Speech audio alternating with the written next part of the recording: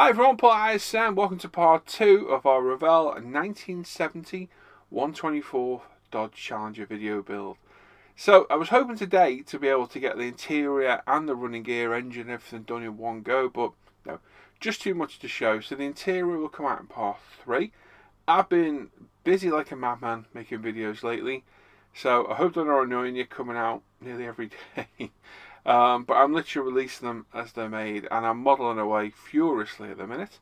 So we're coming to the end of the skyline. There's a couple more parts of this one to do, and we can move on to new projects then as well. So quite exciting to pick what's going to be next, because I have absolutely no idea what I'm going to do next. Yeah, so we'll see. Right, let's jump straight in and let's get cleaning some parts up. So make sure you subscribe to the channel. Make sure you click the little bell notifications, get notified of all our latest videos. Click the like button and leave a comment. I do read and reply to all the comments and appreciate everybody that takes the time to leave a comment on the channel. And of course, if you scroll up in the description, there's a link to a big long list of all the items I use in my videos. So if you see anything, you should be able to find it in there. Right then, so we're back on the Challenger. We've got the interior to sort out and the engine bay. Today we're going to focus on the engine. So we've got plenty of parts to pick off the sprue, clean up, future glue together, and get some primer down, paint down, and a bit of detail work down. So interior is pretty simple on this, not a huge amount of parts, but we're going to cut some off using our superb Tamiya side cutters. So as always, snip nice and close to the part, not right up. But we want to go close enough to get the part off nice and cleanly, and then we can come in and clean up with sander. So like I say, quite a lot of different parts here to clean up. Just be careful, make sure you are cutting the part in the right place. It's very easy to cut the wrong part off. I've done it before.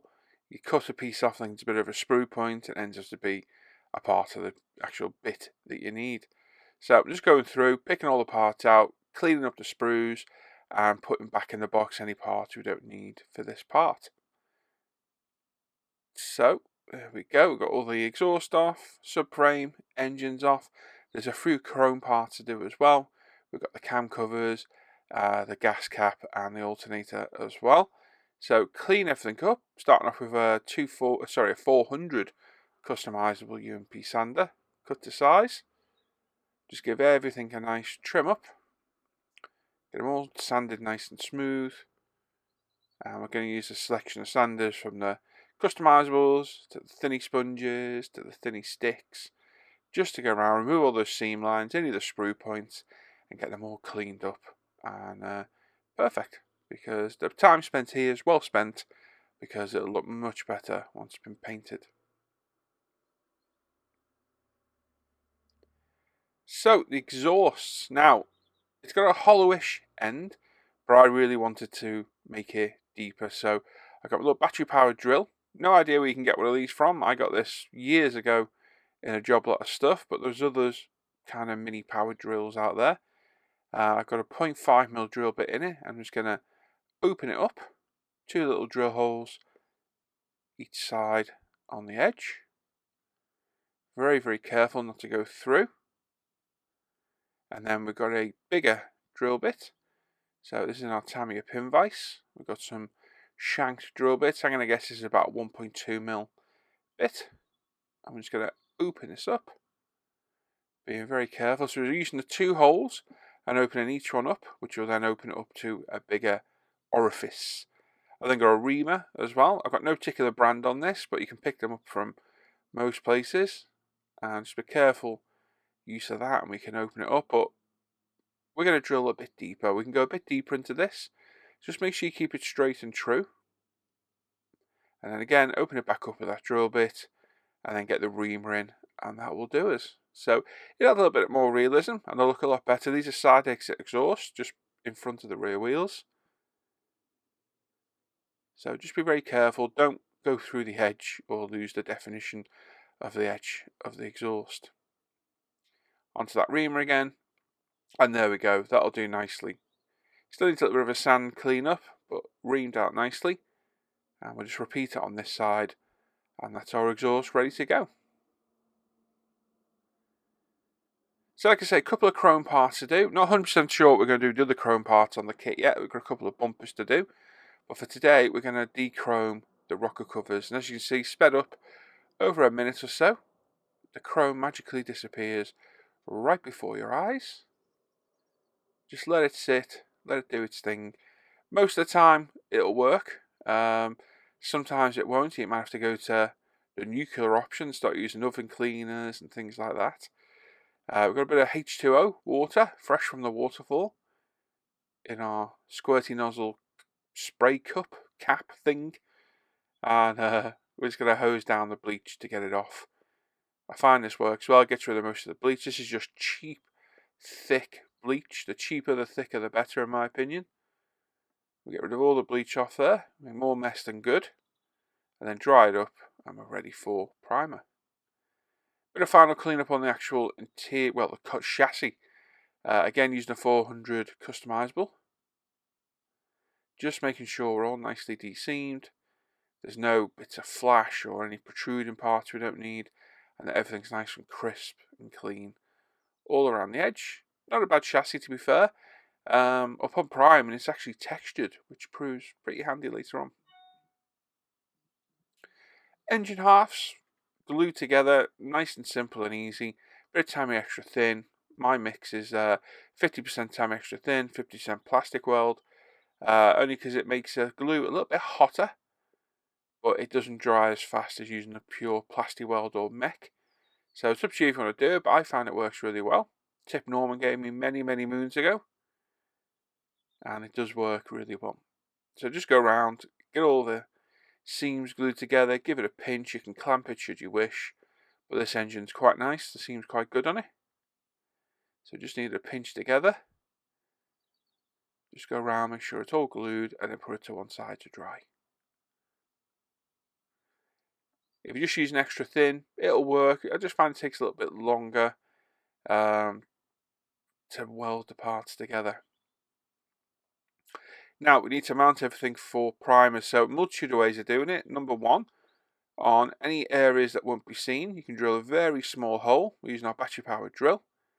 This is in one of the mounting lugs underneath that'll never be seen. Then we get a cocktail stick, push it into the hole, and there we go, perfectly mounted. You can also use clips as well, as we've got Mr. Hobby par holder there as well. And if there's any holes in there, we can just shove cocktail stick right up its jimmy hole. Looks painful. And there we go. You can also CA glue part on and use white tack to hold them as well. We've got a scale production distributor, as we had on the GT500. We're not going to use the red wire because we've got an orangey red engine. So we've got our white metal distributor. So we're just going to drill this out so the holes are a little bit wider, ready for our HT leads later on. So again, in with the battery powered drill, 0.5mm drill bit. Just give them a very light drill. You don't need a lot at all. White metal is very soft. Obviously make sure you don't slip and go through the side of the distributor and straight into your thumb. Not that I've ever done that before, honestly. So we've everything mounted, ready to go. We've got some UMP Ultimate Black Primer. This is through our 0.35 Apex at 24 psi. I'm just going to put a very light coat down to begin with, and we'll build this up on all the parts. And probably add 2-3 coats in total. The more you use this, the more you'll get to know how much you can push it. And as you can see by the speed I spray, I got this down to a pretty fine art now. Now, what I did notice at first was that the under tray chassis is actually textured. I have left the Revell markings on. Not really going to be seen, doing no damage, so they were left. But there's texturing underneath that kind of looks like underseal, I suppose. So that was quite a nice touch, because I was going to spray these in the texture paint from Zero, but it's not going to need it. So we'll prime the rad as well, the distributor. So just a light mist coat to begin with. Let that dry, come back, and you build it up as you go. The exhaust manifold, or headers, I think the Americans call them. You'll soon learn how far you can push this primer, and we'll just go around and systematically prime everything. Like I say, 2 to 3 light coats. Just getting everything covered, get all those angles and recesses. Beautiful primer, works absolutely fantastic. And then for our engine, we're a little bit out of shot here, I do apologise. We've got UMP Pink Primer, I've mixed mine with a little bit of white, and we're through the 0.35 apex again at 24 psi. A couple of light coats of this on the engine bay because we're going to spray this in orangey red, and that'll give us a nice base for that. Now, a little bit of a shot on a bit of this footage. I was playing around with camera angles because I've got a brand new camera mount in the spray booth, and this one's a little bit too high and it's too far back, so it's missing the front. So a little bit of a tweak and we'll be back on track though. So do excuse me for being off camera, only very slight, just one of those things. So we got that, we got the air filter cover as well. Again, just a light coat, nice pink primer. Pink under red is absolutely phenomenal. It really makes it pop and makes coverage super fast. Right, so I was going to use texture paint, but decided to use Tamiya LP5 semi-gloss black instead. Through the apex, 0.35 needle, 18 psi, and thinned with Tamiya lacquer thinner with retarder. About 70% thinner, 30% paint. Tweak it to how you like it. A couple of light coats down, getting all those angles and recesses. And as you can see, it's nicely textured, so yeah, not bad at all. I know a few people out there are going to be mad because I've left the Revell logo on, but I don't really care, to be honest. Really not bothered. It'll never be seen, so it's just one of those things. Paint covers really well. Just make sure you get over the edges as well. I always like to do over the edges of the chassis and the wheel arch. And make sure you get those engine frames as well. Then we've got some LP61 metallic grey from Tamiya, thinned with a normal lacquer thinner. We don't want any retardant with metals. 2mm apex and 18 psi, couple of light coats. You want these to dry a bit quicker. We don't want any leveling thinner on these or retarder. We want it to dry nice and quick to get the metallic particles to shine through. And again, a couple of light coats. Again, you'll get your own spraying technique. And again, know how far I can push these, and they are phenomenal paints. And these are slowly replacing all my metallics. Now, I have a mix of orange and red. I have absolutely no idea what it was, but I used it on the Revell Chevelle we did a video build of. So if you want to see that colour and how I mixed it, pop back to that video in the playlists and it will show you. It's probably not the correct colour, but it's close enough. It was mixed, it was already there, and away we go. Again, apologies for being off camera a little bit. Story of my life this, but we will get these camera angles tweaked. We're getting there slowly. Got a nice multi-adjustable camera mount now in the spray booth, same one as we got in the build area. So we're putting through 0.35 apex, 18 psi. I'm just going to put a few light coats down, probably 4 light coats on this to build up to this level because of all the recesses and angles. So just make sure you get everywhere. You can cut to air to dry it off should you wish, and there we go. One nicely painted orangey red engine block. So you just need to make sure you get all those angles, recesses. As you see, the way I'm spraying is going round and round. It ensures I get everything covered. And yeah, not necessarily the proper way to spray, but on parts like this, it's fine. As you can see on something like this, it's going to be highly seen. The spray technique comes back a little bit. And again, just get a nice even coat. Make sure we get all those little recesses in the centre. And there we are. So left overnight to dry. We've got all the parts on the bench. We've got some blue wire. Now we're going to use for our HT lines. I think the blue will look good against the orange. And we're going to figure out where we need to drill to add these to wire it up. Now, I do make a mistake. And you'll spot it in a minute if you know anything about this engine. I looked at reference pictures of totally the wrong engine. I made a big mistake. So let's see if you know what it is in a little bit. So in the meantime, let's paint up our brake fluid reservoir. It calls for gold, but a lot of them look silver to me. So I've got some Velo Model Air silver, straight out the bowl with a flat Tamiya HF brush.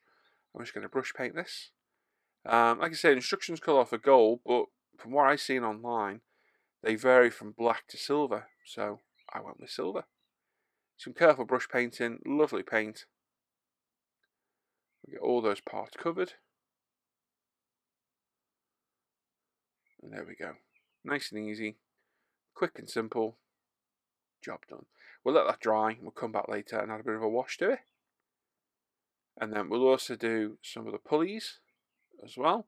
Whether technically correct, I don't know, but it adds a bit of interest.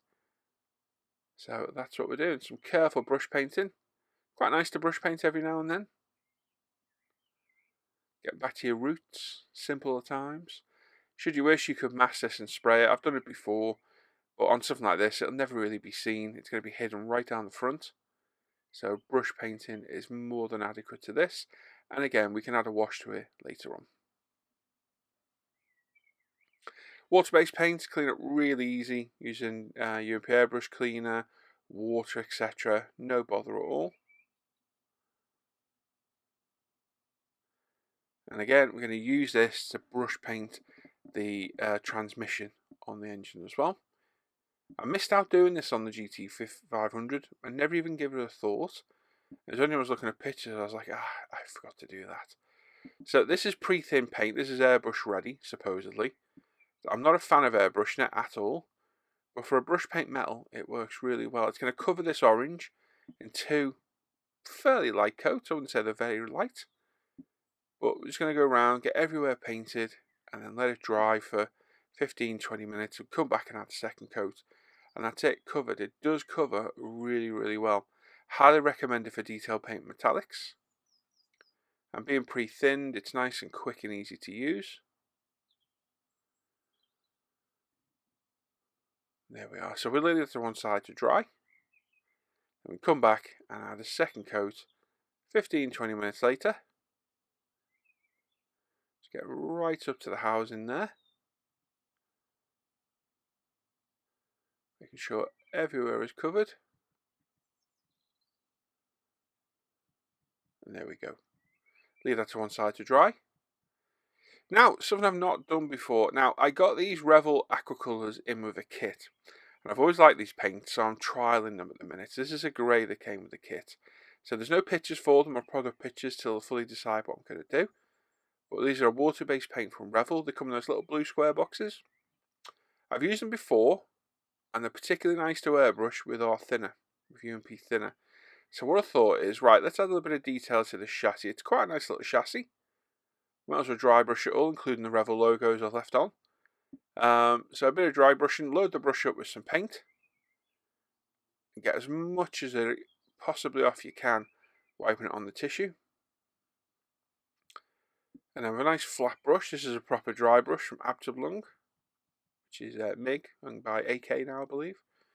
We're just going to brush over all those raised details and it will highlight everything. Just going to add a little bit of interest, a little bit of whir, take away from the blandness of that black chassis. So again, you have to load it up every now and then, redo it, re-wipe it off, and just go around till you got the whole thing done and you're happy with it. How much you add is up to you. What I've added there is about right for what I'm looking for.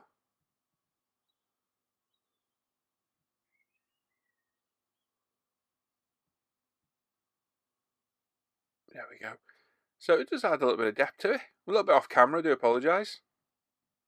This is the trouble when filming, when live streaming as well. Concentration is not always there. So I thought while we've done the chassis, let's do all the other running gear parts as well. So everything else is given a quick dry brush. That's a little bit of depth to it. I think it's something I'll definitely do in future. Some of the chassis can be a little bit bland and boring. So it's good to add some detail. And then finally the radiator. Like I say, you don't have to do it, but I just think it adds a bit of depth to the build. Finally, brush paint our starter motor. This is Revell model colour black.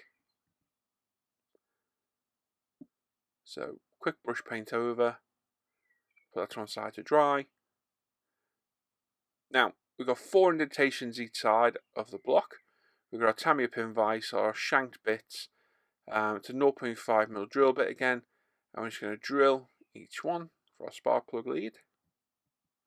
Now, like I say, I made a bit of a mistake on this. So stick around and you'll see it in a bit. So we're going to drill out each one of these. We're going to add a short length of each piece of cable. So we've got the blue cable, we're dipping it in our Loctite super glue and then just pushing it through the hole like so, and then we'll snip it to just a random length. Try and do them all about the same. Just keep repeating for each one. Snip. Just making sure it'll reach around to where I think the distributor goes. And then the final one in place. Pop it in, let the glue grab a hold, trim it to the length you want, and then we can attach it to the distributor. So, looking at the pictures online, I saw a distributor at the front here, and there's a hole here. So I thought, that's where the distributor must go.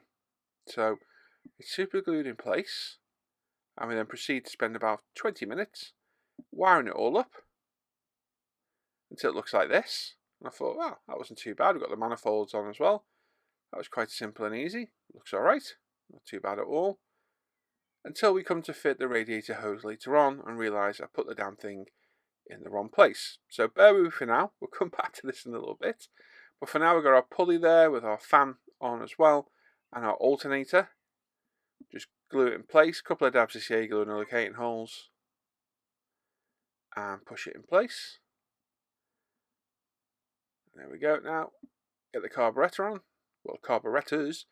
It's a 6-pack carburetor on this. So I'm told. I know nothing about these cars.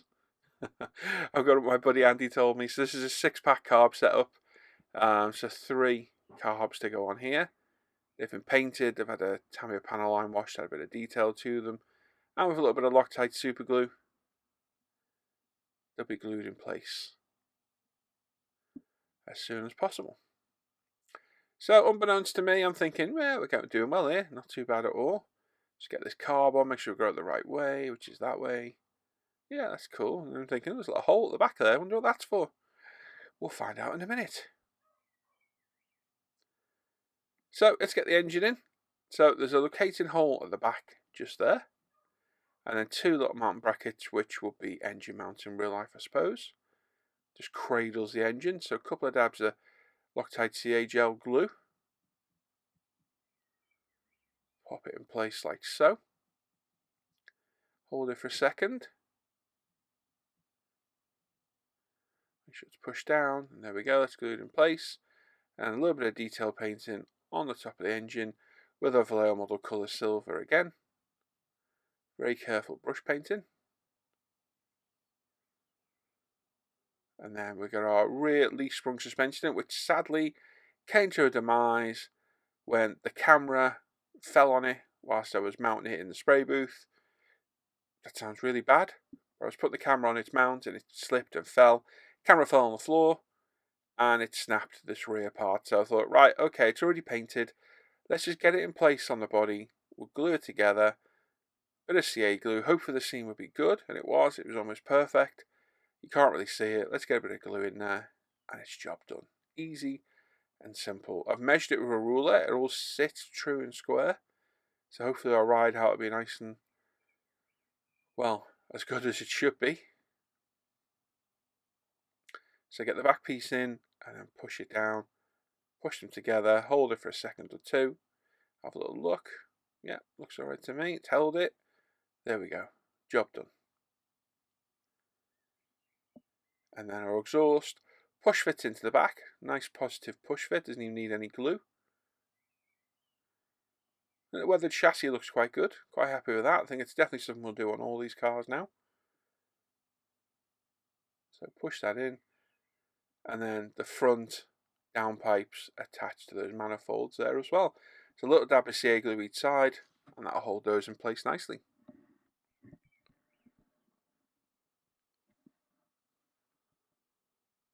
I do like the Loctite super glue, but I do tend to use it more than anything. I like the deluxe materials when I need a bit more flow. So if I needed to grab something in a recess or what have you. But this stuff, I like it for its grabbing capability. It's a bit thicker, so I find it can have a bit more purchase sometimes. It's an expensive super glue though, compared to deluxe materials. It's very expensive. You get like 3 grams for the price you get about 20 at deluxe. But it's good stuff and it works well. So now I've figured out the distributor's in the wrong place. I've wrestled it back off the car. And now we've got to completely rewire it all. So what an absolute nightmare. So we scratched a little bit of paint off, getting it back off, because obviously it's white metal. So a little bit of touch up of some paint. There we go, using a micro brush. Make sure it's straight and level. And now we've got to rewire every single HT lead. So absolute nightmare, really is. Luckily, they're all pretty much the right length to reach, bar one or two that I just quickly replaced. So just lining it up, yeah, no bother at all. So a little dab of CA glue. Just about reaches. Pop it in and hold it for a sec. And the second one. Again, using our Loctite super glue. And the third one. And the fourth one. And that's that side done. So line it all up. And then repeat that for the other side. And that's it all wired up properly now. Well, the way I think it is. We got our radiator in. The radiator hose that fits in the hole that I thought the distributor went in.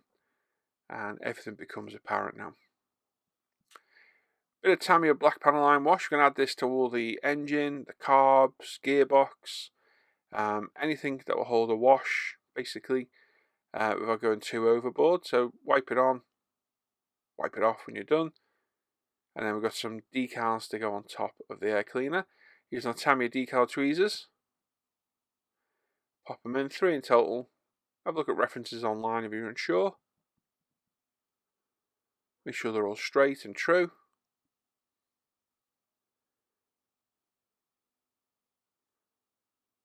There we go.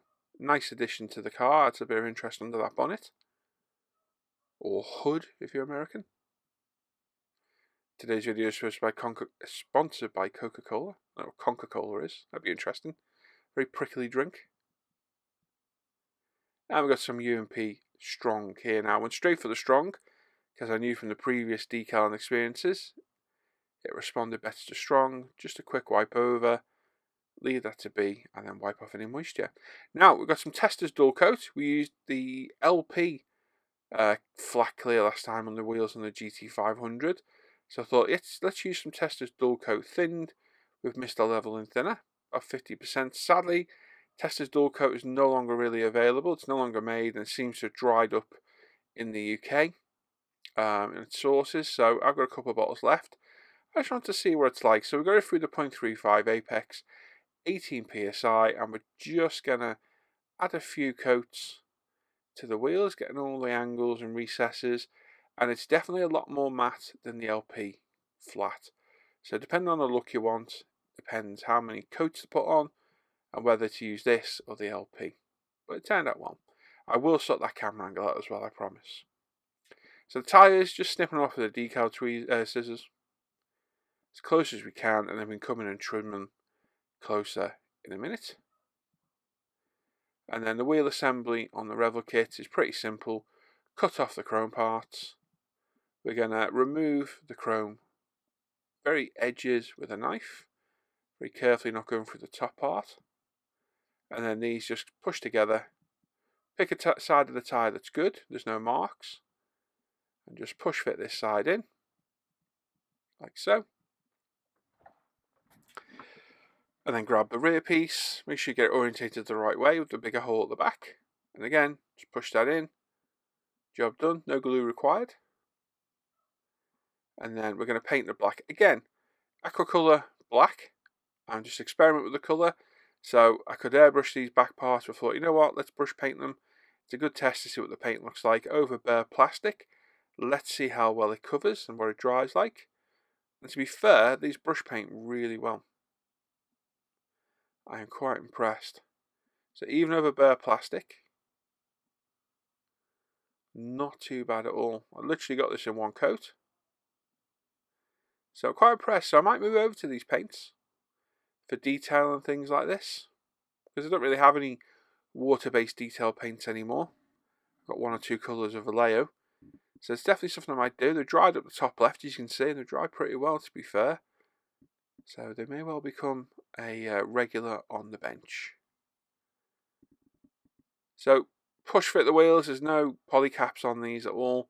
They literally push fit in. They can be a bit loose and wobbly sometimes, but on this they're not too bad. So there's 2. There's 3. And there's 4. There we go, give it a little spin, and there we are. There's our engine. Obviously our air cleaner is still loose, so we get engine in, and our wheels. Not looking bad. Happy with the weathered chassis. Everything else looks alright. And that leads us on to doing our interior in part 3. So bingo, there we go. 1 engine and associated running gear done as well. Engine looks alright. When I finally figured out the distributor as well, I did it wrong and redid it. It looked much better. Liking the weathered chassis, we'll be doing that in future as well. The Tester's dual coat on the wheels. I think it looks good on the wheels. I think with the chrome part it'd be too much, but we'll find out later on about that. I think the Tamiya LP matte was probably a little bit better for that. But we've got 2 different clears to use there in matte, so 2 different ways of doing it, and yeah, we'll use whatever we think is adequate at the time. So yeah, part 3 is going to focus on the interior. It's a pretty bland interior. It's mostly going to be black by the look of it, so we'll try and make it more interesting if possible. I don't know how we're going to do that, but we'll figure something out. And then part 4, we'll get this thing all done and dusted. I reckon there's 2 more parts left on the skyline to do, the big scale, 12 scale skyline to do, and we'll be good to go with new projects then. So exciting times, it really is. Thanks for watching today. As always, check out International Scale Modeler Facebook page and forum, umpretail.com, and get a lot of the products I use in these videos. My Paul ISM page and Instagram page, Facebook page, sorry, and Instagram page. We can find all my modelling work on there, daily updates, what I've been buying, things like that. And check out the Live Bench page for the live show and the Off Air Hangout group for links to join our Off Air Hangouts.